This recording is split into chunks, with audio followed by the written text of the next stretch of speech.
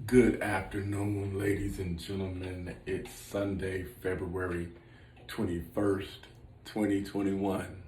Uh, so I'm just going to jump right into this. I had a conversation with a friend of mine from high school, and she was telling me about how uh, her son is dealing with really bad depression.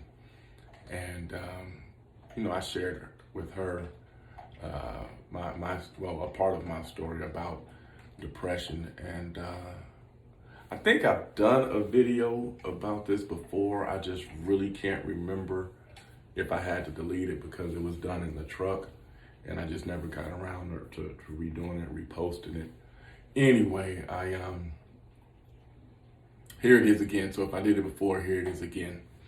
Um, Over the Christmas holiday, I had an opportunity to go back to Jacksonville, Illinois, and to visit family and friends there. And I made sure, I made time to go see this one particular family. Mainly this one particular guy. But I knew his family would be there, and these are people that the guy has known me ever since I was a junior in high school, probably before then, but definitely he knew me ever since I've been a junior in high school. I was 16 years old, 16 years old. And so, we text from time to time, hey, checking in on you, how you doing? Hey, I'm doing good. How are you and the family doing? Okay, we're good. Awesome. A few weeks go by, check in again. That's the ebb and flow of our relationship. Mind you, this guy holds a very special place in my heart for this particular reason that I'm going to get into in a little bit.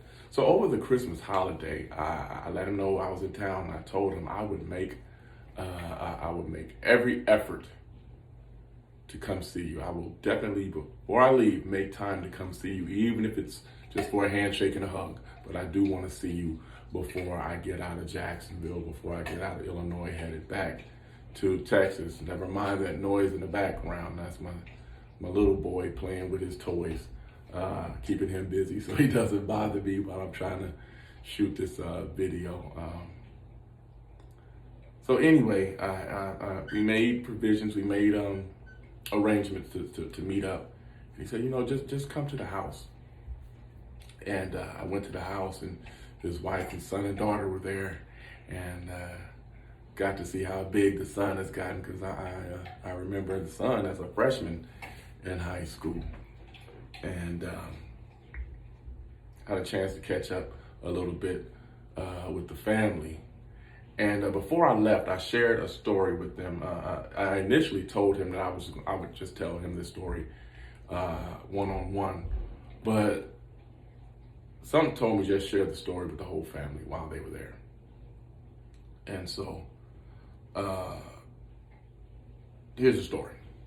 So my junior year, ironically, which was my best year in high school, I could have been a better student in school than I was. I just chose not to put the effort in. I wasn't a bad student, but I wasn't the greatest student. And that's simply because I was lazy. I was lazy in high school. Now, when it came to basketball, I did put in the work.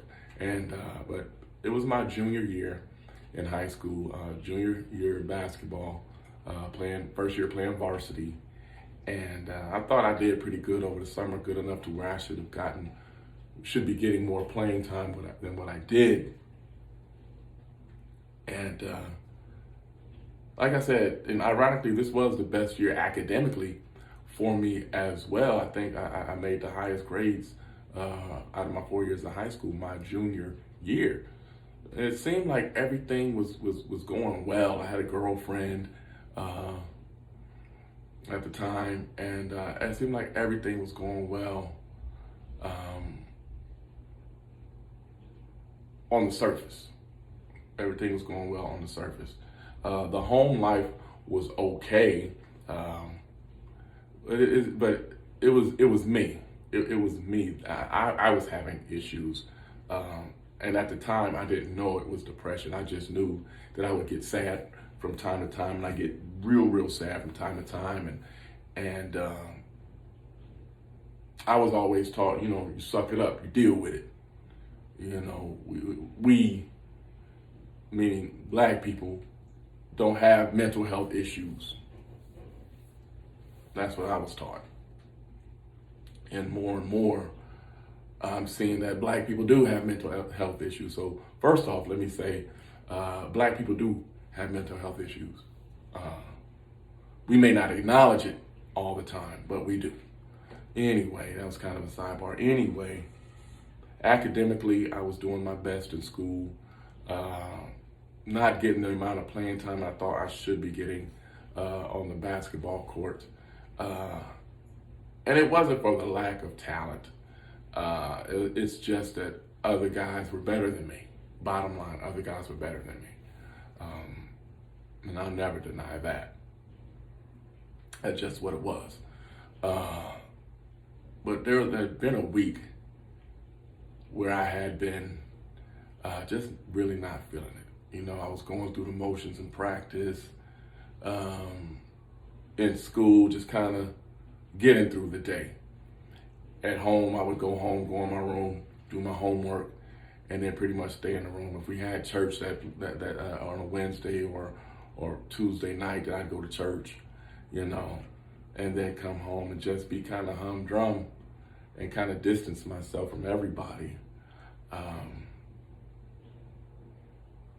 But one particular practice, I just really wasn't feeling it.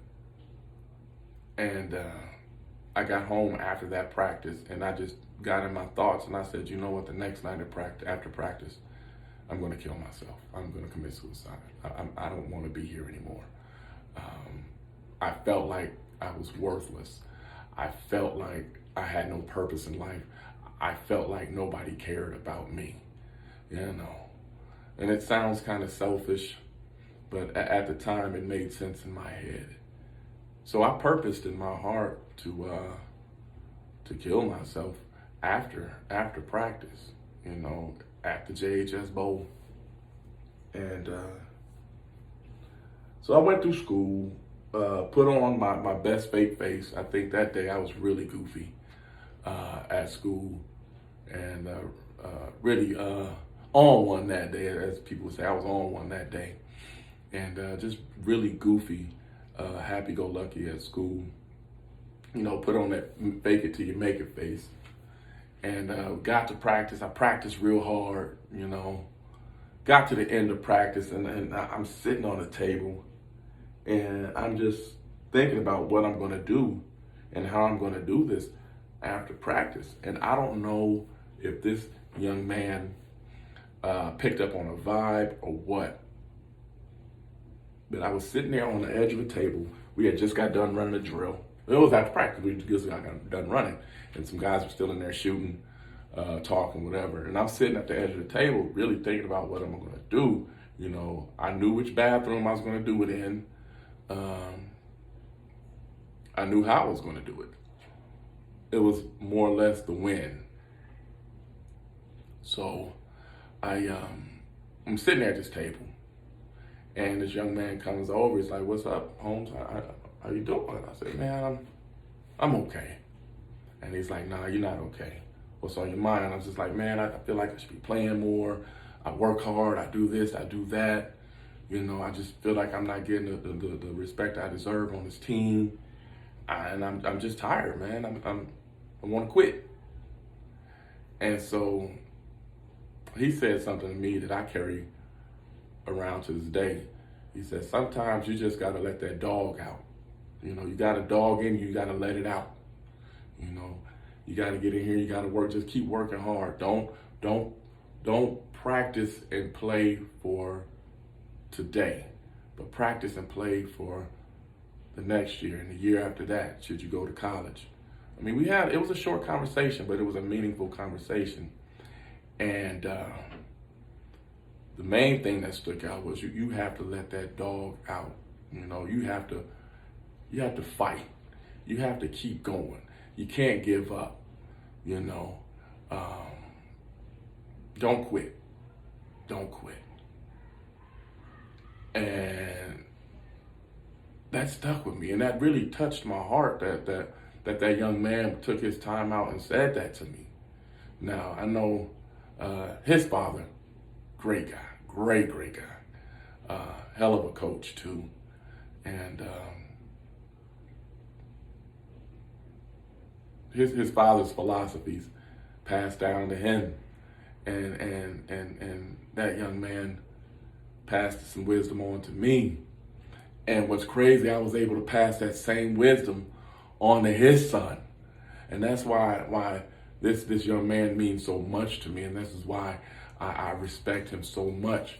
That young man saved my life that day. He really did. That young man saved my life that day. There have been 2 instances where I felt like ended it all. And that young man on that particular day saved my life my junior year. And the other one was my senior year, and I'll get into that another time. But that young man saved my life that day, because I really, after that practice and after I got in my shower and noticed that people were starting to leave, well, it was after a varsity practice, so the JV would have came in and practiced afterwards. But there's a way to get to where I was going to do that at. And so after everybody was either on the floor with the JV practice and the varsity guys were gone, I was going to go to that bathroom, that visitor's locker room, and end it all for myself my junior year. Because at that point, mentally, I had given up on me. And after having that very brief conversation with that young man, he said, I told him, you saved my life that day. You saved my life that day. And for that, brother, I appreciate you and I love you. And I'll never, ever forget you.